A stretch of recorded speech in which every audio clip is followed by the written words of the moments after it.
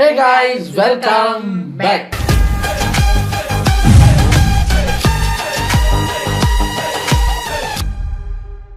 இன்னைக்கு நம்ம cinema ticket சேனல்ல இருந்து ஒரு வீடியோ தான் பார்க்க போகிறோம். இப்போ ரீசெண்டாக நம்ம டைரக்டர் பாக்யராஜ் சார் வந்து தவறிட்டாங்க. ஸோ அதுக்கு ஒரு வீடியோ போட்டிருக்காரு. அதை தான் நம்ம இப்போ பார்க்க போகிறோம். The king of screenplay K Bhagyaraj. இதனால்தான் பாக்யராஜ் ஒரு ஜீனியஸ் அப்படிங்கிற மாதிரி ஒரு 1/2 hour வீடியோ. சொன்னால் நம்ப மாட்டீங்க. இப்போ திடீர்னு அவர் காலமாயிட்டாரா, அது நம்பவே முடியலை. என்னாலன்னா அவர் காலமாகிறதுக்கு ஒரு 3 நாளைக்கு முன்னாடி தான், ரொம்ப நாளைக்கு அப்புறம் எனக்கு பிடிச்ச ஒரு படத்தை ரீவிசிட் பண்ணேன். இது நம்ம படம் இருக்குல்ல பாக்யராஜ் சாரோட, அது கொஞ்ச நாளா தொடர்ந்து பார்த்துட்டே இருந்தேன். திருப்பி டெய்லி சாப்பிடும்போது விரலுக்கு ஏற்ற வீக்கம் தான் பார்ப்போம். இன்னைக்கு ஒரு சேஞ்சுக்கு இது பார்ப்போமேனு தொடர்ந்து 2 நாள் அது பார்க்குறேன். பார்த்துட்டு அவர் இப்போ விடிஞ்சா அவர் இறக்குற நியூஸ் வரப்போகுது. அதுக்கு ஒரு 2 நாளைக்கு முன்னாடி அவரோட ருத்ரா படம் பார்க்குறேன். அவர் கௌதமி மேடம், லட்சுமி மேடம் எல்லாம் நடிச்சிருப்பாங்களா, அந்த படம் எனக்கு ரொம்ப பிடிக்கும். ஸோ அந்த படமும் பார்க்குறேன். இந்த 2 படமும் பார்க்குறேன். கோஇன்சிடென்ஸ் எனக்கு ஆச்சரியமாக இருந்தது. என்னங்க பார்த்தா அவர் நியூஸ் வருது. ஸோ என்ன பண்ணுறது, ஒன்றும் பண்ண முடியாது. அது எப்பேற்பட்ட அந்த குரு சிஷியம் பாருங்க. அவரோட குரு இறந்து 15 days அவர் 3 நாளைக்கு முன்னாடி தான் குஷ்பு அவங்களோட மகளோட கல்யாணத்தில் சிரித்து பேசி எல்லாம் பண்ணிட்டு வந்து ஹார்ட் அட்டாக்ன்றாங்க.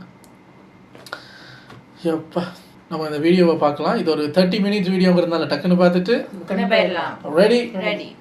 சினிமாவில் எந்த பின்புலமும் இல்லாத ஒரு மனுஷன் ஈரோடில் ஒரு சின்ன கிராமத்திலிருந்து வந்து ஒரு சின்ன வயசு பையன் சாப்பாட்டுக்காக சைக்கிள் ரிக்ஷா இழுத்தாரு, சர்க்கஸில் கோமாளி வேஷம் போட்டாரு. அதே மனுஷன் தான் பின்னால தமிழ் சினிமாவோட கிங் ஆஃப் ஸ்கிரீன் பிளேன்னு இன்னைக்கு வரைக்கும் சொல்லப்படுறாரு. அப்படிப்பட்ட ஒரு மாபெரும் கலைஞர் கே பாக்யராஜ் இன்னைக்கு நம்மளை விட்டு பிரிஞ்சு போயிருக்காரு. அவரோட தவிர்க்கவே முடியாத அந்த ஜேர்னி தான் இந்த வீடியோவில் பார்க்க போறோம்.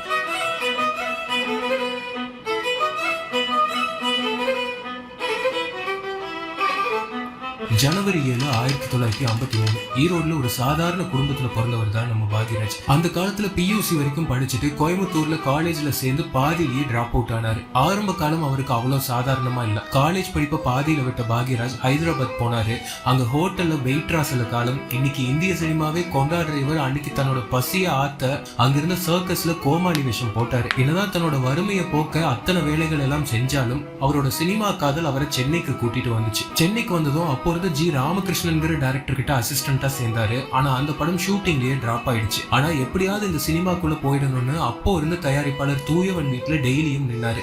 தன்னோட விடாமுயற்சியால தூயவன் மனசுல இடம் பிடிச்ச பாக்யராஜ்க்கு அவர் மூலமா இயக்குனர் இமயம் பாரதி ராஜா கிட்ட அசிஸ்டன்ட் டைரக்டரா ஆகிற வாய்ப்பு கிடைச்சது. 16 வயது நிலை படத்துல தான் இவரோட அசிஸ்டன்ட் டைரக்டர் பயணம் பாரதி ராஜாவோட ஆரம்பிச்சது. சின்ன சின்ன சீன்ஸ்லயும் டைலாக்ஸ்லயும் கூட பாக்யராஜ் கொடுத்த இம்ப்ரவைசேஷன்ஸ் பாரதி ராஜாவை வியக்க வச்சது. அதே படத்துல சின்ன கேமியோ பண்றதுக்கான வாய்ப்பும் பாக்யராஜுக்கு கிடைச்சது.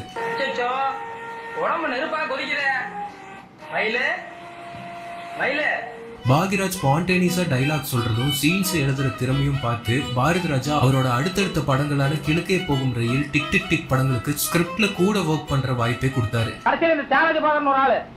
குருதையில எங்கேயோ வந்தாங்க, அது எங்கேயோ வந்தா கடைசியில நேரம் எதுக்கே விட மாட்டாங்க.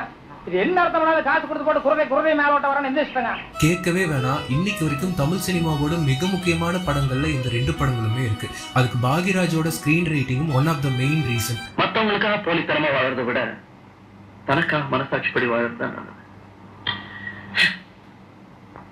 நீ மாடலிங்ல மட்டும் இல்ல, வாழ்க்கையிலையும் வித்தியாசமாக இருக்கு. I like you. கமல்ஹாசனோட டைம்லெஸ் கிளாசிக் சிகப்பு ரோஜாக்களோட வசனகர்த்தாவும் நம்ம பாக்யராஜ் தான். எனக்கு ரொம்ப நாளா லைஃப்ல ஒரு ஆசை, ஒரு ஹோட்டல், அதுல ஒரு சின்ன ஏசி ரூம், என்ன மாதிரி ஒரு 10 servant, நான் முதலாளியா இருக்கணும்னு ஒரு ஆசை. தன்னோட செட்ஸ்ல பாரதி ராஜாவோட ஹீரோக்களுக்கு பாக்யராஜ் இதில் அந்த சிவப்பு ரோஜாக்கெல்லாம் அன்றைக்கி ஒரு ஷார்ட்ஸ் ஒன்று பார்த்தேன். ரொம்ப ஆச்சரியமாக இருந்தது. அவர் ஒரு விதமாக டைலாக் எழுதியிருக்காரு. எப்படின்னா, இன்டர்வியூ சீன், கமல் சார் எல்லாரையும் இன்டர்வியூ பண்ணிட்டு இருக்கும்போது வடிவுக்கரசியமாக இன்டர்வியூக்கு வருவாங்க. வந்து கமல் சார் உள்ள வேற ஒருத்தவங்களை இன்டர்வியூ பண்ணிட்டு இருப்பாரு, இவங்க வெளியே வேற ஒருத்தவங்களோட பேசிட்டு இருப்பாங்க. இது ஒரு சாதாரண இன்டர்வியூ சீன். இப்போ பாரதி ராஜா சார் கிட்டவோ இவர் சொல்லியிருக்காரு, சார் இதை கொஞ்சம் நம்ம வித்தியாசமாக பண்ணுவோம். என்னையா அப்படின்ட்டு நான் ஒன்று எழுதியிருக்கேன் பாருங்க அப்படின்னா அதில் எழுதியிருக்கு, கமல் இன்டர்வியூவில் கேட்குறாரு, நீங்கள் வீட்டில் ஃப்ரீயாக இருக்கும்போது என்ன ட்ரெஸ் போடுவீங்க? அதுக்கு வடிவுக்கரசி அம்மாவோட பதில், நான் சில நேரங்களில் ஒன்றுமே போடாமல் தான் இருக்கேன். அப்போ பாரதிராஜா கேட்டிருக்காரு, யோ என்ன அது என்ன இப்படி எழுதி வச்சிருக்கேன்னு. இல்லை சார், அவர் உள்ள வேற ஒரு கேர்ள்கிட்ட வேற ஒன்று பேசிக்கிட்டு இருக்காரு, இவங்க இங்கே பேசிக்கிட்டு இருக்காங்க. யோ அதான் டைரக்டா ஒன்றுமே போட மாட்டேன்னு போட்டிருக்க, அப்புறம் அது இன்டைரக்டுங்கிற. சார் அவங்க வெளியே ரோட்ல பிச்சைக்காரனுக்கு பிச்சை போடுறத பத்தி பேசுறாங்க, அவர் உள்ள ஒரு கேர்ள்கிட்ட வலிஞ்சுக்கிட்டே ட்ரெஸ்ஸை பத்தி பேசுறாரு. நம்ம எடிட்டிங்ல மாத்துவோம் சார், இன்டர்வியூ சீன்னா எப்பயுமே ஒரே மாதிரி தான் எடுக்கணுமா, வித்தியாசமா எடுப்போம் சார்னா அந்த சீன் படத்துல வந்துருக்கு. அப்போ நான் யோசிச்சேன், அப்பவே வித்தியாசமா பண்ணுவோம் அப்படின்னு யோசிச்சு இப்படி எழுதியிருக்காரு. அந்த ஷார்ட்ஸ் பார்த்ததுக்கு அப்புறம் எனக்கு இப்ப மறுபடியும் சிவப்பு ரோஜாக்கள் படம் பார்க்கணும் போல இருந்துச்சு. அடிச்சு காட்டுறது பார்த்ததுமே அவருக்குள்ள ஒரு ஹீரோ இருக்கிறத கண்டுபிடிச்சாரு பாரதி ராஜா. ரஜினி, கமல் மாதிரியான அத்தனை இமயங்களை வச்சு டைரக்ட் பண்ண பாரதி ராஜா 1979 தன்னோட சிஷ்யனான பாக்யராஜ தன்னோட புதிய வார்ப்புகள் படத்துல ஹீரோவாக்கி அழகு பார்த்தாரு. இந்த படத்துக்கு ஹீரோ நீதான், ரைட்டர் நீதான்.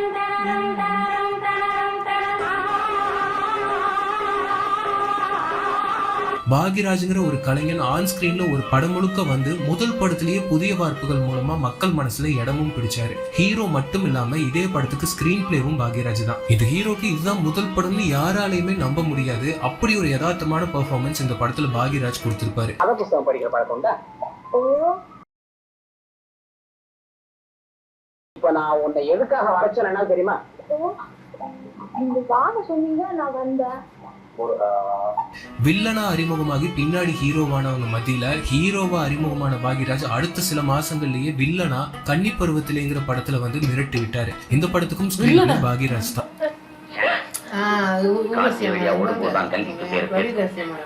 கடல்ல சென்றுட்டா அதுவும் உப்பு தண்ணி தான். முதல்ல வெளியே போ, இப்ப போறேன், மறுபடியும் எப்ப சொல்றேன். ஹீரோவான அதே குருநாதர் ஆசீர்வாதத்தோட வெளியே வந்து டைரக்டரா முதல் படத்தை இயக்குனாரு பாக்யராஜ். சுவர் இல்லாத சித்திரங்கள். பாவர்ட்டியில சிக்கி தவிக்கிற ஒரு ஏழை குடும்பத்தை காப்பாத்த தன்னோட சொந்த வாழ்க்கையோட சந்தோஷங்களை தியாகம் செஞ்சு வாழ்ற பொண்ணோட ஸ்ட்ரகிள்ஸ், அவளோட பக்கத்து வீட்டுக்கு வந்து அவளுக்கு சப்போர்ட்டா இருக்கிற ஹீரோன்னு தமிழ் சினிமாக்கு இந்த கதையும் ஸ்கிரீன் பிளேவும் அவ்வளவு புதுசா இருந்துச்சு. கயல்வெளி காட்டும் கஞ்சாடைக்காக எப்படி பாடுபட்டு ஓடோடி வந்திருக்கேன் தெரியுமா? அப்படியாம்பட்ட என் மேல் கோவமா? பேசுறாதா, பேசு. வறுமை, கடற்கான தீமை எடுத்து படம் பண்ணியும் கிரிட்டிக்ஸால மட்டும் இந்த படம் பாராட்டப்படல. அந்த வருஷத்தோட பிக்கஸ்ட் பாக்ஸ் ஆபீஸ் ஹிட்டா மாறிச்சு.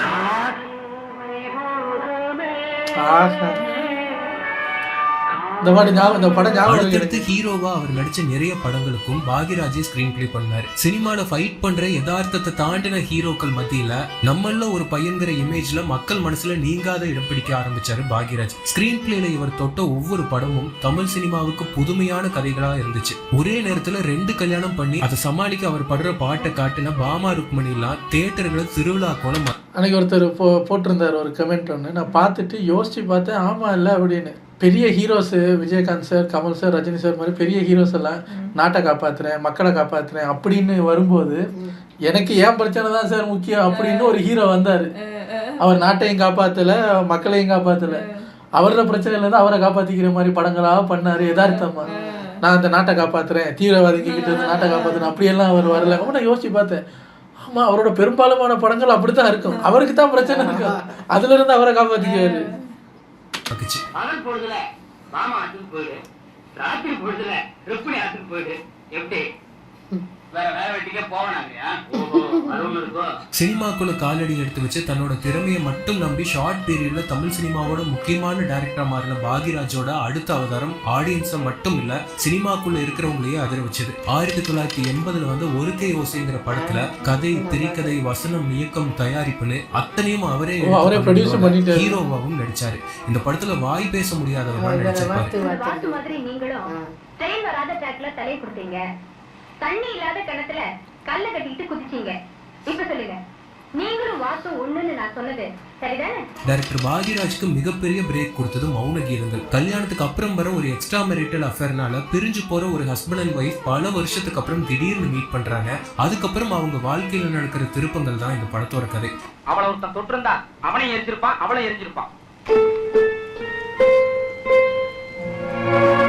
குடும்ப உறவுகளுக்குள்ள இருக்கிற சிக்கலான சைக்காலஜிய ரொம்ப யதார்த்தமாவும் அதே சமயம் பயங்கர என்டர்டெய்னிங்காவும் பாக்யராஜ் இந்த படத்துல சொல்லியிருப்பாரு. இங்க நான் ஸ்டாஃப், நீங்க மேனேஜர். பேச்சுவார்த்தைகள் அந்த எல்லைக்குள்ள இருந்தா நாகரிகமா இருக்கும். இல்ல நான் கொஞ்சம் அநாகரிகமா நடக்க வேண்டியிருக்கும். இந்த படத்தோட ஸ்கிரீன் பிளே டிசைன் மொத்த இந்திய சினிமாவையே வியக்க வச்சது. இதோட அசுர வெற்றியால ஹிந்தி, தெலுங்கு, கன்னடம், மலையாளம்னு பல லாங்குவேஜஸ்ல இந்த படம் ரீமேக் ஆச்சு. ரிலீஸ் ஆன எல்லா லாங்குவேஜ்லயுமே மெகா ஹிட் ஆச்சு. தமிழ்நாட்டில் குடும்ப தலைவிகளும் பெண் ரசிகைகளும் பாக்யராஜா அவங்களோட சொந்த வீட்டு பிள்ளையா நினைச்சு தத்தெடுத்து கொண்டாடினாங்க. ஒரு டைரக்டர் ஒரு வருஷத்துல இப்படி பேன் இந்தியா லெவல்ல ஹிட் கொடுக்கறதெல்லாம் சாதாரணமான விஷயமே இல்லை. ஆனா பாக்யராஜ் இதே வருஷத்துல மௌன கீதங்களை தொடர்ந்து இன்னும் 3 படங்கள்ல நடிச்சு டைரக்டும் பண்ணினாரு. அதுல ஒண்ணு இன்று போய் நாளை வா. தங்களோட தெருவுக்கு புதுசா வர ஒரு அழகான பொண்ணை கரெக்ட் பண்ண 3 வெட்டி பசங்க பண்ற சேட்டைகளை காமெடி கலந்து அவ்வளவு எங்கேஜிங்கா இந்த படத்துல பண்ணியிருப்பாரு பாக்யராஜ். உனக்கு சாமர்த்தியம் இருந்தா நீ பாரு, எனக்கு சாமர்த்தியம் இருந்தா நான் பாக்குறேன். கிளம்புங்க. நீதான் இதுக்கு நீதிபதி, என்ன சொல்ற? சாரி பிரதர், நானும் இந்த போராள குதிக்கிறதா முடிவு பண்ணிட்டேன். இன்னைக்கு வரைக்குமே டைம்லெஸ் படமா இருக்கு இது. இந்த படத்தோட காமெடி ட்ராக் எந்த அளவுக்கு ஸ்ட்ராங்னா இது தெலுங்குல ராதா கல்யாணம்னு ரீமேக் பண்ணாங்க. ஏன் நம்ம மாடர்ன் தமிழ் சினிமால கூட இந்த கதையோட இன்ஸ்பிரேஷன்ல நிறைய காமெடி படங்கள் வந்துகிட்டே தான் இருக்கு. காலையில நம்ம வீட்டுக்கு ரேஷன் வாங்க சொன்னதுக்கு மாட்டேன்னு சொல்லிட்டோமே. இப்ப அடுத்தவங்க வீட்டுக்கு ரேஷன் வாங்குறத பார்த்தா அப்பா தோட உச்சிருவானே. படத்துல வர அந்த ரகுதாதா காமெடி, ஜன்னல் வழியா பண்ற லவ் சீன்ஸ், அப்புறம் பாக்யராஜ் பேசுற அந்த ஸ்லாங், இதெல்லாம் மீன்ஸே இல்லாத அந்த காலத்திலேயே மக்கள் டெய்லி லைஃப்ல பேசி பயங்கரமா ட்ரெண்ட் ஆக்கினாங்க. நீங்க 5 மணிக்கு வர சொன்னீங்க, நான் 2 மணிக்கே இங்க வந்துட்டேன். நீங்க 5 மணிக்கு வர சொன்னீங்க, உங்க வார்த்தையை மீறக்கூடாதுன்னு தான் கரெக்டா 5 மணிக்கு வந்தேன். காலையில இருந்தே நான் இங்கதான் இருக்கேன். இதே வருஷம் வந்த அடுத்த படம் இதுக்கு கம்ப்ளீட்டா நேர்மாறா ஒரு மொரட்டு த்ரில்லர் படம் விடியும் வரை காத்திரு. அது வரைக்கும் பாக்யராஜ் ஒரு சென்டிமெண்ட் இல்லைன்னா காமெடி இயக்குனரா மட்டுமே பார்த்த தமிழ் சினிமாக்கு இந்த படம் ஒரு மிகப்பெரிய சர்ப்ரைஸ் த்ரில்லரா அமைஞ்சு பாக்ஸ் ஆபீஸ்ல சூப்பர் ஹிட் ஆச்சு. நாளைக்கு நைட் சரியா 9:30 மணிக்கு ரம்யா கிட்ட சொல்லி சத்யாவுக்கு போன் பண்ண சொல்ல போறேன். அந்த போன் அட்டன் பண்றதுக்காக சத்யா இந்த கண்ணாடி ஜன்னல் கிட்ட வருவா. அப்ப நான் இதே இடத்துல இருந்து அவளை ஷூட் பண்ண போறேன். இந்த படத்தோட சீட்டேஜ் ஸ்கிரீன் பிளே பாலிவுட் வரைக்கும் பேசப்பட்டு ஹிந்தில தனும் கியா கரேகானோ, மலையாளத்துல ஏதோ இன்னும் முதல்னு ரீமேக் பண்ணப்பட்டு அங்கேயும் பெரிய ஹிட் ஆச்சு. நாளை ராத்திரி 9:05 உள்ள ட்ரெயின் என் ஊட்டியில இருந்து மேட்டுப்பாளையத்துக்கு புறப்படுங்க. வரமையோட காப்பியோட பாரு. அப்பவே ஒரு பேன் இந்தியா தான். படத்துல பெரிய ஸ்டன்ஸ், ஆக்ஷன் சீன்ஸ் எதுவுமே இருக்காது. ஒரு த்ரில்லர் கதையை வெறும் மைண்ட் கேமாலையும் புத்திசாலித்தனமான ஸ்கிரீன் பிளே மட்டுமே வச்சு நகர்த்தினதால பாக்யராஜோட ஸ்கிரீன் பிளே இன்டெலிஜென்ஸை கொண்டாடி தீர்த்தாங்க மக்கள். சாதாரண வேலைக்காரன மரத்த சொல்லுங்க, யாருக்கு என்ன உபயோகம் இருக்க முடியும்? அதையும் வேற மாதிரி டீ பண்ணிப்பாரு. காப்பி போடுறதுக்கு முதல்ல ட்ரை பண்ணது அந்த பொண்ணு. தீப்பெட்டி சரியா வருகிறதுக்காக வெளியே வந்தா. தீப்பெட்டி மட்டும் ஒரு வேலை சரியா வந்திருந்தா. அதே வருஷம் வந்து அடுத்த பேங்கர் அந்த 7 நாட்கள். படத்துல பாலக்காட்டு வந்து இந்த பாக்யராஜோட கேரக்டர் தமிழ் சினிமாவை தெரிஞ்ச யாராலையும் மறக்க முடியாத ஒரு கேரக்டர். பாலக்காட்டு மாதவனுக்கு மியூசிக் அறியுமோன்னு ஒரு மதராஸ் பெண் குட்டி சோதிச்சோம். ஆமா தானே. எடோ கோபி ஞான் இப்போ வாசிக்கும் ஒரு ராகத்தில் பெண்குட்டி மதிமயங்கி இவனை வரணும். தமிழ் சினிமாவோட மிகச்சிறந்த ஸ்கிரீன் பிளேல ஒன்னா இந்த படத்தை கிரிட்டிக்ஸால ஏகமனதா கொண்டாடப்பட்டு பாக்ஸ் ஆபீஸ்லயும் வசூலுக்கு வச்சு மிகப்பெரிய சக்சஸ் ஆன படம் இது. நான் பார்த்து என்கிட்ட சொல்லி புண்ணியம் இல்ல அப்படின்னு பாடுங்க. நான் பார்த்து என்கிட்ட சொல்லி புண்ணியம் இல்ல. தமிழ் சினிமா அது வரைக்கும் பார்க்காத ஒரு முற்போக்கான, அதே சமயம் நம்ம கல்ச்சரை மீறாத ஒரு எமோஷனல் கிளைமேக்ஸ பாக்யராஜ் இந்த படத்துல கொடுத்திருந்தாரு. எந்த காதலி உங்களுக்கு மனைவி ஆயிட்டு வரும். காதலி ஆயிட்டு வராது. நீங்கள் பறஞ்ச கதைக்கு ಈ கிளைமேக்ஸே கரெக்ட். இது கொஞ்சம் ஓல்ட் கிளைமேக்ஸ் தான், பட் கோல்ட். அடுத்து 1982 ஆரம்பத்திலேயே தன்னோட அடுத்த படத்தை கொடுத்தாரு பாக்யராஜ், தூரல் நின்னு போச்சு. உங்களுக்கு இந்த படத்தை பத்தி தெரியலனாலும் உங்க அம்மா அப்பா கிட்ட கேட்டு பாருங்க. அவங்க காலத்துல இதை பார்க்காத மக்களே தமிழ்நாட்டுல இருக்க மாட்டாங்க. வரதட்சணை மாதிரியான ஒரு சமூக பிரச்சனையை எந்த இடத்துலயும் போர் அடிக்காம தன்னோட அக்மார் கிராமத்து காமெடிஸ்னாலையும் யதார்த்தமான வசனங்கள் மூலமாகவும் அவ்வளோ என்டர்டெய்னிங்கா இந்த படத்துல காட்டினாரு பாக்யராஜ். அக்கா அவருக்கு என்ன வேணும்னு போய் கேள. ஐயோ எனக்கு வெக்கமா இருக்கு. அக்கா நீ தான் போய் என்னன்னு கேள. எனக்கு மட்டும் எதுவுமே இல்லையாக்கும். தாய்மக்கா நீங்க போய் பேசுங்க. இந்த பாரு எனக்கு வாயில நல்லாவே வந்துரும். பாட்டி நீங்க போய் பேசுங்க பாட்டி. நான் போய் பாஸ் பையன்கிட்ட பேசல, நீ போய் பேசு. ஏசியாலேயே பிக்கெஸ்ட் தியேட்டரா அப்போ இருந்த மதுரை தங்கம் தியேட்டர்ல இந்த படம் 300 நாளுக்கு மேல ஓடி வரலாற்று சாதனை படிச்சது. அதுக்கப்புறம் காலையில வரைக்கும் ஒரு கேப் இருக்கு பாரு, ராத்திரி அதுல என்ன பண்ண போறேன்னு சொல்லுமா. அப்புறம் சோறாக்கி போட்டதுக்கு அப்புறம் அதுக்கப்புறம் ராத்திரில உள்ள கை காலம்க்கு தூங்க வச்சிடுவேன். இளையராஜாவோட ஃபர்ஸ்ட் டைம் இந்த படத்துல work பண்ணினாரு Bhagyaraj.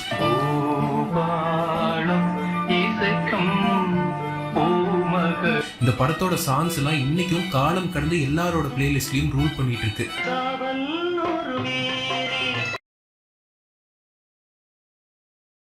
Darling darling darling திரும்ப ஒரு பிளாக் பஸ்டர் ஹிட். தூரல் நின்று போச்சுக்கு கிடைச்ச பயங்கரமான ரிசப்ஷனுக்கு அப்புறமா பாக்யராஜ் மேல கொடூர எக்ஸ்பெக்டேஷன்ஸ் அவரோட ஒவ்வொரு அடுத்தடுத்த படங்களுக்கும் ஏறிச்சு. ஆனா அதை தாண்டி இருந்துச்சு அவரோட ஒவ்வொரு படைப்புகளும். ராஜா, நீங்க Raja, Raja? Watchman son Raja. Oh, sorry, I forgot. It's all right. Okay, luggage எடுத்துக்கங்க. இன்னைக்கு பாக்யராஜோட மனைவியா இருக்கிற பூர்ணிமா பாக்யராஜ் கதாநாயகியா இந்த படத்துல நடிச்சாங்க. ஒரு சாதாரணமான லைனை கையில எடுத்துட்டு அதுக்குள்ள லவ், காமெடி, ட்விஸ்ட்னஸ், ஸ்கிரீன் பிளேவா அவர் நகர்த்தின விதம் வேற எந்த டைரக்டராலையும் அவரோட ஸ்டைல நெருங்க கூட அந்த டைம்ல முடியல. நீ நிஜமா தானே சொல்ற? எனக்கு அவ போய் சொல்லலையே. என்ன என் மேல சத்தியமா சொல்லு. நீ சொன்னதுல நிஜம்தானே? என்னம்மா நீ இதுக்கெல்லாம் போய் சத்தியமான சொல்லி ஹீரோவா கொஞ்சம் படங்கள் கன்சிஸ்டன்டா ஹிட் கொடுக்கறதே கஷ்டம். அதே மாதிரி டைரக்ட் இவர் எந்த அளவுக்கு ஸ்க்ரீன் பிளே ஜீனியஸ்னா, அவர் பிறக்கிறதுக்கு ஒரு 2 டேஸுக்கு முன்னாடி கூட கோலிஸோட டைரக்டர் இருக்காருல்ல, மில்டன், விஜய் மில்டன், அவர் இப்போ கோலிஸோட 2வோ ஏதோ ஒரு படம் எடுத்திருக்காரு. அவர் என்ன சொல்கிறாருன்னா, 4 ஹவர்ஸுக்கு அந்த ஃபுட்டேஜை நான் எடுத்துட்டேன், அதை எப்படி 2.5 ஹவர்ஸுக்குள்ளே கொண்டு வர்றது, ஸ்க்ரீன் பிளே அங்கங்கே இடிக்கும்ல, ஸோ எப்படி இதை குறைச்சி 2.5 ஹவர்ஸுக்கு கொண்டு வர்றதுங்கிறதுக்காக பாக்யராஜர்கிட்ட ஹெல்ப் கேட்டிருக்காரு. அவர் வாய்ஸ் மெயில் வச்சிருக்காரு, முடிய பார்த்தா இறந்து போயிட்டாரு. அந்த வாய்ஸ் மெயில அவர் ப்ளே பண்ணி காட்டுறாரு. அவர் நைட்டு வச்ச மெசேஜ் காலையில பார்த்தா அவர் இல்லைன்றாங்க. நைட்டெல்லாம் நல்லா தான் இருந்திருக்காரு. ஆமா, நைட்டு கூட இவங்களுக்கு ஓகே, அவங்களோட உட்காந்து 4 ஹவர்ஸ் படம் பார்த்துட்டு இன்புட்ஸ் கொடுத்துருக்காரு. நாளைக்கு வந்து நான் அதெல்லாம் பண்ணி உங்களுக்கு ஹெல்ப் பண்றேன்னு பார்த்தா விடிய அவர் ஆச்சரியமா சொல்றாரு. நைட்டு அவர் பேசும்போது அந்த குரல்ல இருந்த தெளிவை பாருங்க சார் அப்படின்னு ப்ளே பண்ணி காட்டினா அவர் பேசுறாரு, நாளைக்கு நம்ம வந்து அதெல்லாம் பண்ணிடுவோம், உங்களுக்கு நான் ஹெல்ப் பண்றேன் அப்படி இப்படிலாம் பேசிட்டு பார்த்தா ஸோ இப்போ இன்னும் இனிமே ரிலீஸ் ஆக போகிற படத்துக்கு கூட அவர்கிட்ட தான் ஹெல்ப்புக்கு போய் நிற்கிறாங்க. சார் ஸ்க்ரீன் பிளே கட்டு போகாமல் அதை ட்ரிம் பண்ணணும் சார் அப்படிங்கிறதுக்கு அந்த அளவுக்கு ஜீனியஸ். தொடர்ந்து ஹிட் கொடுக்கறது அதை விட கஷ்டம். ஆனா பாக்யராஜ் தொடர்ந்து இது எல்லாத்தையும் அவரே பண்ணி தமிழ் சினிமாவோட முடிசூடா மன்னனா திருந்தாரு. பிறக்கும் போதே குருடனா பிறந்தா வேதனை மட்டும்தான் இருக்கும். இன்னும் கொஞ்ச நாள் கழிச்சு கண்ணு போயிட்டா ஒன்னு அழ தோணும். ஆனா குருடனா பிறந்து திடீர்னு ஒரு நாள் பார்வை கிடைச்சு எல்லாத்தையும் ரசிச்சதுக்கு அப்புறம் மறுபடியும் பார்வை போறதுன்னா. கரியரோட உச்சத்துல பாக்யராஜ் இருந்தாரு. அப்படி இருக்கிறவங்க யாருக்குமே ஒரு சின்ன சர்க்கிள் வரும். ஆனா பாக்யராஜ் உச்சத்தின் உச்சத்துக்கே போனாரு. அவரோட அடுத்த படம் முந்தானை முடிச்சு மூலம். படத்துல வந்து இந்த முருங்கைக்காய் சீன் பாப் கல்ச்சர்ல இன்னைக்கு வரைக்கும் அழிக்க முடியாத குறியீடா மாறி இருக்கு. என்னால இப்ப எந்திரிக்க முடியாது. என்னால எந்திரிக்க முடியாது. சரி, அப்படி படுத்துக்கிட்டாவது ஒரு பாட்டு சொல்லு, குழந்தை தூங்கும் இல்ல. சினிமால வழக்கமா ஹீரோ தான் ஹீரோயினை ஏமாத்துவாங்க, இல்லைன்னா வில்லன் கிட்ட இருந்து காப்பாத்தி தாலி கட்டுவாங்க. ஆனா இந்த படத்துல ஹீரோயின் ஊர்வசி ஒரு மிகப்பெரிய பொய்ய சொல்லி பஞ்சாயத்தை கூட்டி பாக்யராஜ் கட்டாயப்படுத்தி தாலி கட்ட வைப்பாங்க. இந்த இடத்துல ஹீரோயின் மேல மக்களுக்கு கோபம் வந்திருக்கணும். ஆனா பாக்யராஜ் ஊர்வசி கேரக்டரை அப்படி ரசிக்கும்படியாவும் ஒரு ஜென்யூனான லவ்வோட இருக்கிற மாதிரியும் டிசைன் பண்ணிருப்பாரு. இதனால அந்த தாலி கட்டுற சீன் அப்போ தியேட்டரே கை தட்டி ரசிச்சாங்க. நெஞ்சுதான் குரு இருக்கும், உனக்கு என்னடி வந்தது போ.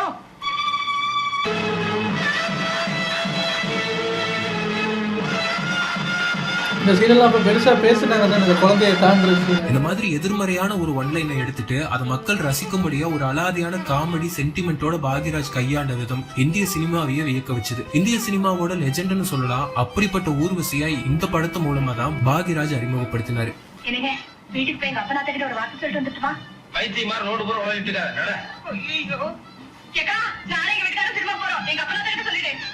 ஆடியன்ஸோட பல்ஸ் என்ன அப்படிங்கறத பக்காவா ப்ரெடிக்ட் பண்ணி சீனுக்கு சீன் சுவாரஸ்யத்தை கூட்டிட்டே போறதுதான் பாக்யராஜோட அந்த ஸ்கிரீன் பிளே இன்டெலிஜென்ஸ். இந்த நேரத்துல போய் எங்க அம்மா கிட்ட உங்க பொண்ணு வாந்தி எடுக்குதுன்னா நீ என்ன நினைப்பாங்க? நான் உண்டா இருக்கேன்னு நினைக்க மாட்டாங்க. அப்படி என்ன இருக்கோ பின்ன இங்க நமக்குள்ள இருக்கிற கூத்து அவங்களுக்கு என்ன தெரியும்? போயா சீக்கிரமா போய் ஒண்ணு இல்ல சாதாரண வாந்தின்னு சொல்லிட்டு வா.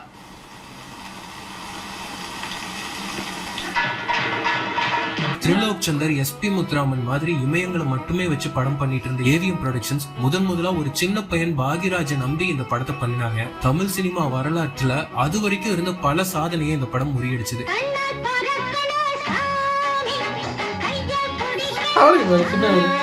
தியேட்டர்கள்ல பல மாசங்கள் கடந்து 250 நாளுக்கு மேல ஓடி பிரம்மாண்ட சாதனையை படைச்சது. ஏவிஎம் பேனர், அதுக்கு முன்னால் எடுத்த படங்கள், அதனுடைய வெற்றிகள் இதெல்லாம் சேர்ந்து அந்த அளவுக்கு ஒரு படம் வரணும் அப்படிங்கும்போது உண்மையிலேயே பயம் அதிகமா இருந்தது. அதனால கொஞ்சம் அதிகமான சிரமங்கள் எடுத்துட்டு அந்த படத்தை எடுத்தேன். மாபெரும் வெற்றி பெற்ற முந்தானை முடிச்சியின் வெற்றியின் பெரும் பங்கு நண்பர் பாக்யராஜ் அவர்களின் தனித்தன்மைக்கு கிடைத்தது என்றால் அது மிகையாகாது.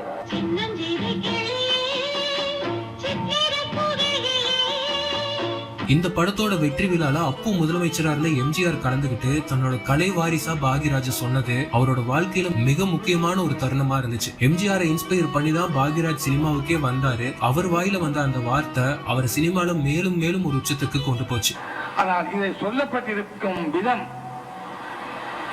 அன்றாட வாழ்க்கையில் பார்க்கின்ற நிகழ்ச்சிகளுக்கு புறம்பாக இருக்கிறதா என்று கூட நாம் நினைத்தாலும் தாய்மார்கள், தாய்க்குலம் என்று சொல்லலாம், பெண்ணிலிருந்து முதிய தாயை வரையிலும் அதை தவறாக எடுத்துக்கொள்ள முடியாத வகையில் சித்தரித்திருப்பது அது பாக்யராஜனுடைய தனித்திறமை என்பதை இங்கே நான் குறிப்பிட விரும்புகின்றேன்.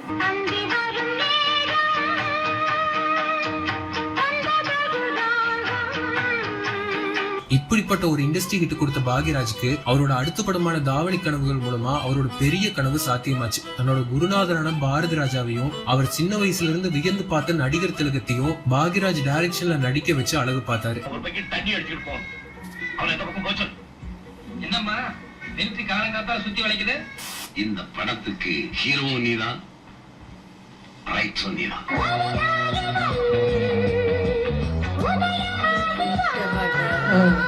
நடிகர் திலகம் சிவாஜி கணேசன் மாதிரி ஒரு ஜாம்பவானை வச்சு படம் டைரக்ட். யூஸ்வலாக ஹீரோ அப்படின்னா எல்லா அதுலேயும் பர்ஃபெக்டாக இருக்கணுங்க, பாடி அது இதெல்லாம் பர்ஃபெக்டாக இருக்கணும்னு சொல்லுவாங்க. ஆனால் ஒரு ஹீரோ வந்து பெரிய பஸ்ஸு கண்ணாடி மாதிரி ஒன்று போட்டுக்கிட்டு படம் முழுக்க வருவார். யாரும் அதை கவனிக்க மாட்டாங்க. ஏன்னா ஃபுல்லாக கதையில் இழுத்துருவார். கண்ணாடி போட்டுக்கிட்டே நடித்த ஒரு ஹீரோ தான் வருவாங்க. பண்ணும்போது அவங்களுக்கு கரெக்டான ஸ்கிரீன் ஸ்பேஸ் கொடுத்து பண்றது ரொம்ப முக்கியமான விஷயம். அதை பாக்யராஜ் பெர்ஃபெக்ட்டா பண்ணியிருந்தாரு இந்த படத்துல. என்ன வளர இதுங்க கரெக்டா தாங்க. பாசமுள்ள அம்மா அவர்களுக்கு நட்டாப்ல பிரியமுள்ள அன்புள்ள பேரம்பு கொண்ட மகாராஷ்டிரி மிலிட்ரி அவர்களுக்கு எழுதிருக்கணுமே. அப்படிலாம் எதுவும் இல்லைங்க இதுல. அந்த பக்கம் எழுதிட்டாரா பாரு. எழுதி கொண்டது மிலிட்ரி வருதுங்க, வரணுமே. பொறுப்பில்லாம சுத்துற ஒரு மிடில் கிளாஸ் பையன் அவனோட குடும்ப பாரத சுமக்கிறதுக்காகவும் தன்னோட 5 தங்கச்சிங்களுக்கு கல்யாணம் பண்ணி வைக்கிறதுக்காகவும் சென்னைக்கு வந்து வேலை தேடி வாழ்க்கையில எப்படி முன்னேறான் அப்படிங்கறத பாசமும் காமெடியும் கலந்து சொல்ற கதை இது. இன்னொரு 50 பைசா வந்து தேடுங்க. என்ன அடிக்கடி படம் பார்க்கறீங்க? ஓட்ட பையன் தேடுங்க. தமிழ்நாட்டில் இருக்கிற ஒவ்வொரு மிடில் கிளாஸ் ஃபேமிலிலையும் தங்களோட ஃபேமிலிக்காக போராடுற இளைஞர்கள் அப்போ அவங்கள தியேட்டர்ல பாக்யராஜாவே பார்த்தாங்க. ஆனா இன்னைக்கு நான் கல்யாணத்துக்கு தேடி குடிச்சிட்டு வந்து நிக்கிறேன். இல்ல அந்த தேதியில பலகாப்பே நடத்திக்கிறேன். ரொம்ப இப்படி குடும்பங்கள் கொண்டாடும் படங்களை கொடுத்த பாக்யராஜ் அப்படியே டிராஸ்டிக்கா ஒரு சேஞ்ச் ஆகி அடுத்த படமான ஒரு கைதியின் டைரிக்கு ஆக்ஷன் ட்ரிவன் ஜானர்ல ஒரு ஸ்டோரி எழுதியிருந்தாரு. இது ஹிந்திக்கு போயிருச்சு, அமிதாப் பச்சன் சாருக்கு. இந்த படத்தை பாரதி ராஜா டைரக்ட் பண்ணாரு. இந்த படத்தோட பிளாக் பஸ்டர் சக்சஸ்க்கு அப்புறமா அமிதாப் பச்சன் இதோட ரீமேக்ல நடிச்சாரு. அங்கேயும் பிளாக் பஸ்டர் ஹிட் ஆச்சு. ஹிந்தியில பாக்யராஜ் தான் இதை டைரக்ட் பண்ணாரு. மொத்த பாலிவுட்டும் பாக்யராஜ் பக்கம் திரும்பின மொமெண்ட் அது. ஆக்ரேஸ்டா செய்யும் போது எனக்கும் பார்த்திபனுக்கும் 2 பேருக்குமே இங்கிலீஷும் வராது, ஹிந்தியும் வராது. ஆனா அமிதாப் பச்சன் நாங்க 2 பேருமே சேர்ந்து இல்ல இவர் சொல்லியிருக்காரு, சொன்னா நம்ப மாட்டீங்க, எனக்கு இங்கிலீஷ் சுத்தமா வராது, பார்த்திபனுக்கும் வராது. ஆனா அமிதாப் பச்சனுக்கு இங்கிலீஷ்ல கதை சொல்லி தான் மொத்த படமும் எடுத்தேன். எப்படின்னா காலையில போய் சொல்லுவாரு, sir you walk river bank, 1 man cow coming, what 1 man sir cow vehicle coming. Oh bullock cart. Correct sir சொல்றாரு. நானும் மறந்துருக்க மாட்டேன், அவரும் மறந்துருக்க மாட்டாரு. இப்படித்தான் மொத்த படத்தை எடுத்தாரு. அதாவது இப்போ ஹிந்தியில் ஒரு சான்ஸ் வருது, சார் போங்க சும்மா விளையாடுங்க சார், எங்களுக்கு ஹிந்தி இங்கிலீஷும் தெரியாது, ஒன்றும் தெரியாது, நீங்கள் அந்த கதையை வேறு யாராச்சும் எடுத்துக்கோங்க. கிடைச்ச சான்ஸில் நான் போய் 6 அடிப்பேன், இங்கிலீஷ் தெரியாட்டி என்ன, அதெல்லாம் பார்த்துக்கலான்ட்டு அந்த தைரியத்தோட போயிருக்காங்க பாரு 2 பேரும். பார்த்திபன் சார் எடுத்துகிட்டு போயிருக்காரு, வாயா ஹெல்ப் பண்ணியா. ஸோ எனக்கு தெரியாது, பரவாயில்லவா ட்ரு புர்ன்னு ஏதாவது பண்ணுவோன்ட்டு ஆனா ஃபுல் படத்தை எடுத்து முடிச்சிட்டாரு. இங்கிலீஷே தெரியாது, இந்த இங்கிலீஷை வச்சுக்கிட்டு மொத்த படத்தை எடுத்து முடிச்சிருக்காருன்னா பார்த்துக்கோங்க. அவர் கூப்பிட்டு Murthy what I was feeling is yes sir okay sir அப்படிப்பாரு. அவர்கிட்ட சிக்கனா அடுத்து நான் தான் மாட்டுவேன் போது நானும் கொஞ்சம் சமாளிச்சிருவேன். ஆனால் 2 பேருமே சேர்ந்து இன்னும் அமிதா பச்சன் அவர்கள் அந்த 10 படத்தில் ஒன்று சொல்லுங்க அப்படின்னா இந்த படத்தை சொல்லுவார் ஆகிய ஒரு டேபு டாப்பிக்கை அதுவும் அந்த பீரியட்ல கையில் எடுத்து அதை நம்ம மக்களையே பார்க்க வச்சு பாராட்டையும் வாங்க பாக்யராஜால தான் முடியும். அப்படி அவர் கெரியர்ல மிகப்பெரிய ஹிட்டான படம் சின்ன வீடு. ஏ மாமா, நீங்க தோல்ல போடுற துண்டு மாதிரி ஒரு அழகான பொண்டாட்டியா நான் இல்லாம இருக்கலாம். ஆனா கால்ல மாட்டுற செருப்பு மாதிரி ஒரு உபயோகமான வேலைக்காரிய கூடமா நான் இருக்க மாட்டேன். என்னது துண்டு செருப்பு எனக்கு 2 தாண்டி வேணும். ஒரு கள்ள தொடர்பு வச்சிருக்கிற ஹஸ்பண்ட தமிழ் சினிமா ஆடியன்ஸ் எப்பவுமே வில்லனா தான் பார்ப்பாங்க. ஆனா பாக்யராஜ் டைரக்டர் அவருக்கு ஏத்த பாணியில ஒரு சராசரி மனுஷனோட பலவீனமா காட்டி ஆடியன்ஸ அவர் பக்கம் தக்க வச்சுக்கிட்டதுதான் ஒரு ஆகச்சிறந்த திரைக்கதை புத்திசாலித்தனம். குறைச்சலான வாடகையில என் வானுக்கு நீங்களே ஒரு சின்ன வீடா பார்த்து வைங்களேன். சின்ன வீடு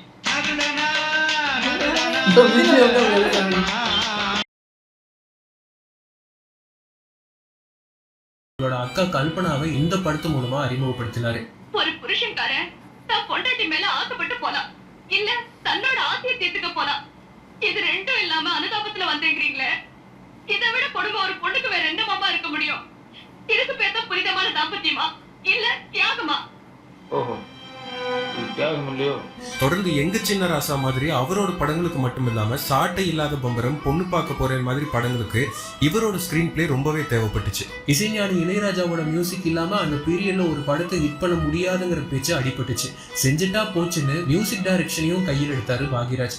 அப்படி அவரோட ஸ்கிரீன் பிளேல வந்து இது நம்ம ஆடு படத்தின் மூலமா மியூசிக் டைரக்டர் அவதாரத்தை எடுத்தாரு பாக்யராஜ்.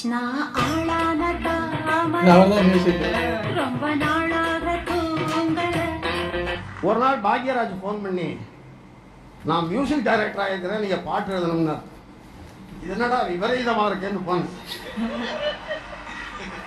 சார் நம்ப மாட்டீங்க, ராப்பகலா சோறு தண்ணி இல்லாமல் ஹார்மோனியத்தை சென்று 10-12 நாள் கண்ணெல்லாம் வெளியே வந்துடுது சார். அதை பயிற்சி அடைஞ்சு 6 படம் எழுதியிருக்கேன் அவர் மியூசிக்கில்.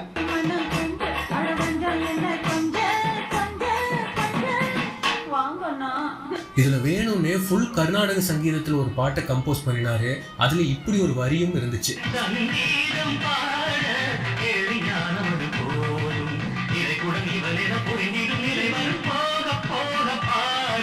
சாதி தீண்டா. இப்ப இளையராஜா எல்லாம் டாப்ல இருக்கும்போது நீ மியூசிக் பண்ண போறியா அப்படின்னு கேட்டிருப்பாங்க. வீம்புக்கு கர்நாடிக் மியூசிக்ல ஒரு பாட்டு போட்டிருக்காரு. எவ்வளவு ஒரு குசு வேணும், என்னடா நக்கல் பண்றீங்க, இருங்கடி கர்நாடகாவுல ஊந்து வர்றேன் அப்படின்னு ஊந்துருக்கு. அதுதான் எனக்கு இந்த படம் ரொம்ப பிடிக்குமுங்க. பொய்யா மந்திரம் தெரியாம ஒரு ஐயர் வீட்டுக்கு போயிட்டு அவங்கெல்லாம் ஓம் ஞாம் ஞான்னு இவர் வந்து கொண்டுவாரு. கடைசியில் அவர் பிடிச்சிருவாரு. சுவாக சுவாக யோ உனக்கு தெரியாதா? இல்லை மொத்தமாக 25 rupees பேசுனா நீங்கள் சுவாகாக்கு எவ்வளவோ அவ்வளோ கொடுங்க போதும். அந்த டைலாக் எல்லாம் இப்பயுமே ஃப்ரெஷ்ஷாக இருக்கு. மொத்த மந்திரத்துக்கு 25 ரூபா தான் சொன்னாங்க, சுவாகாக்கு எவ்வளோ இருக்கோ அதை கொடுக்கல அப்படின்னா எனக்கு அது மட்டும் தான் தெரியும். அதெல்லாம் செமையாக இருக்கும் அந்த இதெல்லாம். மாதிரியான சீரியஸான சென்சிட்டிவான ஒரு விஷயத்த கையில் எடுத்துட்டு அது எந்த இடத்துலயுமே வைலன்ஸாவோ இல்ல தப்பாவோ காட்டாம அக்மார் பாக்யராஜ் பாணியில பண்ணினதுதான் ஒரு சிறப்பான விஷயம். என்ன உத்தியோகம்? உப்பு சத்தியாகிரகம் நடந்தப்போ எங்க ஆளுங்க பூரா அதுல கலந்துக்கிட்டு இன்னையில இருந்து வெள்ளைக்காரனுக்கு சவரம் பண்றது இல்லைன்னு சபதம் எடுத்து அதுக்காக எங்க ஆளுங்களை எத்தனையோ பேத்த ஜெயில போட்டு எலும்பை எண்ணிட்டாங்க. அப்ப கூட நாங்க இறங்கி அப்படிப்பட்ட எங்களை இலக்காரமா பார்க்காம உங்க லெவலுக்கு பாருங்க. அந்த இடத்துல போட்டார் அவர் பேரு. பாக்யராஜோட ஒவ்வொரு படத்திலையும் நடிக்கிற ஹீரோயின்ஸ்க்கு அது அவங்க கெரியர்லயே இன்னொரு படமா மட்டும் இருக்காது, மிக முக்கியமான படமாகவும் அமையும். அப்படி பானுப்பிரியாக்கு ஸ்டேட் அவார்டு வாங்கி கொடுத்த படம் ஆராரோ ஆரிராரோ. உப்பு வாங்கலையோ உப்பு சொல்லிக்கிட்டே போ. உப்பு வாங்கலையோ உப்பு, உப்பு வாங்கலையோ என்ன இல்ல கொஞ்சம் கீழே இறங்க. ஏன் இல்ல ஊட்டியை பரட்டி போடணும். சினிமாவில் பொதுவா மனநலம் பாதிக்கப்பட்டவங்களை ரொம்ப கொடூரமாவோ இல்ல காமெடியாவோ காட்டுவாங்க. ஆனா பாக்யராஜ் பானுப்பிரியாவோட கேரக்டரை ஒரு குழந்தை மாதிரி டிசைன் பண்ணியிருப்பாரு. நடக்கட்டும் ஸ்டூபிட் ஃபெலோஸ், கண்ட்ரி ப்ரூட்ஸ், புத்தி போகுது பாரு. அவர் ஒன்றும் தப்பா சொல்லலையே, வேலை நடக்கட்டும் தானே சொன்னாரு. உனக்கு தெரியாது, அவனுக்கு நடக்கணும்னு சொன்னானுங்கன்னா பல வேலைகளை சொல்லுவானுங்க. அடுத்த பாக்யராஜோட டைரக்ஷன்ல வந்து அவசர போலீஸ் தமிழ் சினிமாவோட இன்னும் ஒரு முக்கியமான படமா அமைஞ்சது. இதுக்கு காரணமும் அவரோட ஸ்கிரீன் பிளே இன்டெலிஜென்ஸ் தான். சின்ன வயசுல ஒரு ட்வின்ஸ் பிரியிறாங்க, ஒருத்தர் பின்னாடி போலீஸா ஆகுறாங்க, இன்னொருத்தர் மாஸ் ஹீரோ. பல ஸ்ட்ரகிள்ஸ்க்கு அப்புறமா கிளைமேக்ஸ்ல எப்படி ஒண்ணு சேர்றாங்க ஒரு சாதாரணமான ஸ்டோரி தான். இதுல ஹைலைட் என்னன்னா, எம்ஜிஆர் அவர் உயிரோடு இருந்தப்போ அப்போ பாதி எடுத்து டிராப் ஆன படத்தோட ஃபுட்டேஜஸ் வச்சு இப்படி ஒரு படம் பண்ணி அவர் இல்லாத காலத்துல அவருக்கு மிகப்பெரிய ட்ரிபியூட் பண்ணியிருந்தாரு பாக்யராஜ். உங்க அப்பாவை பத்தி தெரிஞ்சுக்கிறத விட உங்க மாமாவை பத்தி முதல்ல தெரிஞ்சுக்க. ஏன்னா அவர்தான் நம்ம குடும்பத்துக்கு தெய்வம். என்ன இது அழுகிட்டு 2 நாள் சாப்பிடுங்க, எனக்கு பேசுங்க, என்ன ஆச்சு? 1990 எம்ஜிஆர் சார் எப்பயோ நடிச்ச ஒரு படம் ரிலீஸ் ஆகாம இருந்திருக்கு பாதியோட.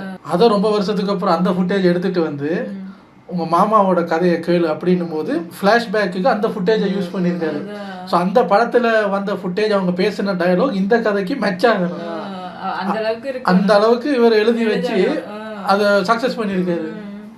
இருந்து 95 வரைக்கும் தொடர்ந்து 5 வருஷம் அத்தனை ஜான்ரால வெரைட்டியான படங்களை கொடுத்து அதுல ஹிட்டும் பண்ணியிருந்தாரு பாக்யராஜ். கிராமத்து காதல் கதையா பவுனு தான். மாமனையே நினைச்சிட்டு இருக்கிற பவுனு, இன்னொன்னு பவுனையே நினைச்சிட்டு இருக்க போறா. இன்னைக்கும் டிவியில போட்டா நம்மள ரசிக்க வைக்கிற ஹீரோல ருத்ரா, யாரும் சத்தம் போடக்கூடாது,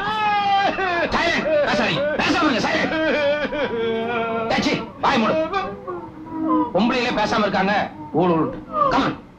இன்னைக்கும் நிறைய பேர் ரீல்ஸ் எல்லாம் யூஸ் பண்ற அந்த பிஜிஎம்க்கு சொந்தமான ராசுகுட்டின்னு அத்தனை ஹிட்ஸ் கொடுத்திருந்தாரு பாக்யராஜ்.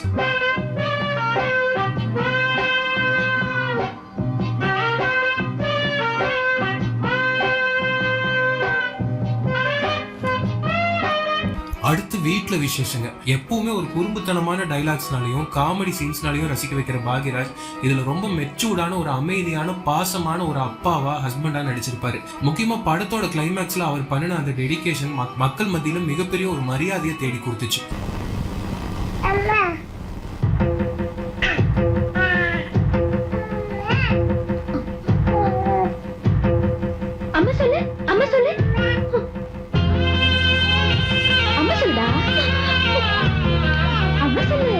அப்போ வந்து சுந்தரகாண்டம் படமும் பாக்யராஜோட கெரியர்ல முக்கியமான படம். வாத்தியாரா அவர் எடுத்து இந்த படத்துல நடிச்ச ரோலை யாராலையுமே மறக்க முடியாது. படத்துல ஃபர்ஸ்ட் ஹாஃப்ல வர அந்த ஸ்கூல் சீன்ஸ் எல்லாம் மக்களை விழுந்து சிரிக்க வச்சது. அதே நேரத்தில் படத்தோட செகண்ட் ஹாஃப்ல வர அந்த எமோஷனல் சீன்ஸ்ல பாக்யராஜோட மெச்சூர்டான ஆக்டிங் ஆடியன்ஸ் மத்தியில ஒரு பெரிய இம்பாக்ட் கிரியேட் பண்ணுச்சு.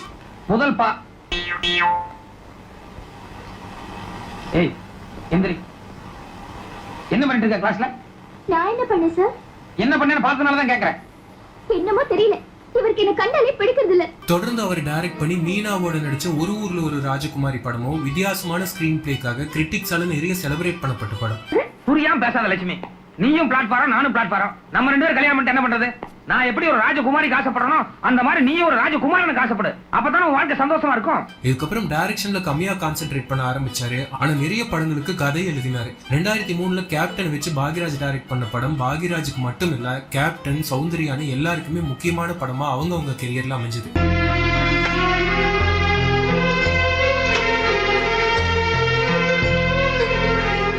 மரகதா, என்ன இது?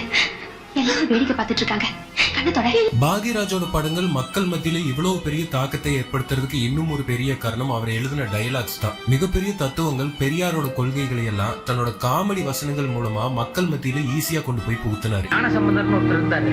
அவர் குழந்தை பிராயத்தில் அழுதப்போ தாழ்ந்த ஜாதியை சேர்ந்த ஈஸ்வரி வந்து பால் கொடுத்தா சொல்லுவாங்க. கதையா சொல்லும் போது பக்தி புண்ணியம்னு சொன்னாங்க. ஆனா அதே கண்ணு முன்னாடி நடக்கும்போது தோசம்னு சொல்லி தண்ணி தெளிக்கிறாங்க. குழந்தை முதல்ல அம்மானு தான் கூப்பிடும், பின்னால பெருத்தாகி அப்புறம் என்னென்னமோ வார்த்தையெல்லாம் பேசுறாட்டா. ஆனா ஆட்டாங்கிற ஒரே வாழ்க்கையில நான் இல்ல. கட்டி பிடிக்கும் போது ஆம்பளையும் பொம்பளை ஒன்னா சேர்ந்தா கட்டி பிடிக்கிறோம். ஆனா கட்டுங்கிற கட்டுப்பாடு வரும்போது ஆம்பளை மட்டும் தனியா காணாம போயிடும். என்னைக்கு அந்த கட்டுப்பாட்டுக்குள்ள ஆம்பளை வந்து சேரானோ அன்னைக்குதான் அந்த பிரச்சனை தீரும். அந்த காலத்துல பாக்யராஜோட படங்களை தியேட்டர்ல போய் பாக்குற கூட்டம் முதல்ல எதிர்பார்த்து போறது அந்த டைட்டில் கார்டு பிளேஸ்மெண்ட் தான். பொதுவா பெரிய பில்டப் கொடுத்து வர சீன்ல டைட்டில் கார்டு பிளேஸ் பண்றது வழக்கம். ஆனா பாக்யராஜோட படங்கள்ல அந்த டைம்ல அதுக்கு நேர்மாறா அவர் செல்ஃப் ட்ரால் பண்ற சீன்கள்ல டைட்டில் கார்டு போட்டு ஒரு புது ட்ரெண்ட கிரியேட் பண்ணாரு. லட்சணமான வழியில கூட்டிட்டு வரதில்ல, கருகருன்னு திஷ்டி போட்டு வச்சாப்புல இருக்கான். இவனை எதுக்கு கூட்டிட்டு வந்த? முழிக்கிற முடிய பாரு, திருட நாட்டம் முழிக்கிறான். போய் இவனை கூட்டு வந்தியப்பா. 6 லட்சணத்தையும் பாரு. இவன் கட்ட கட்டுக்கு கழுத்துல மப்பளரு வேற. சென்னைக்கு விடலான்னு ஓட்டியாந்தேன். 20 ரூபாய் ஆகும். அதனே அது எல்லா பக்கமும் 10 ரூபா தானே வாங்குறாங்க. தரம் இருக்குல்லப்பா.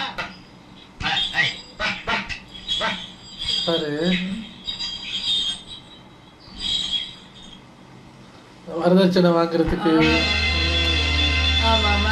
மாட்டுக்கு காசு வாங்குற மாதிரி.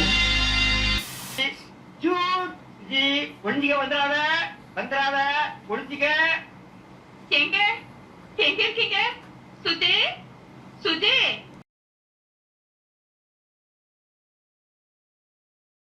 ஜாக்கிரதை ஜாக்கிரதை. இப்ப பாருங்க நான் எப்படி அஸ்திரன்.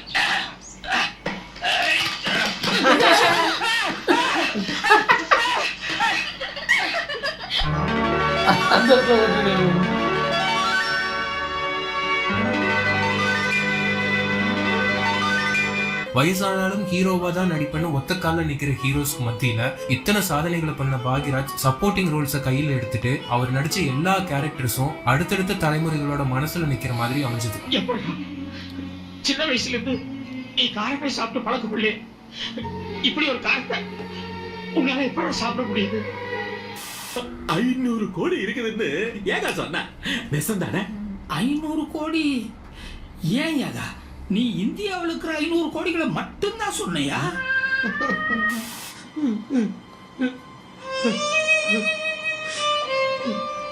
இதுவும் நல்ல படம்.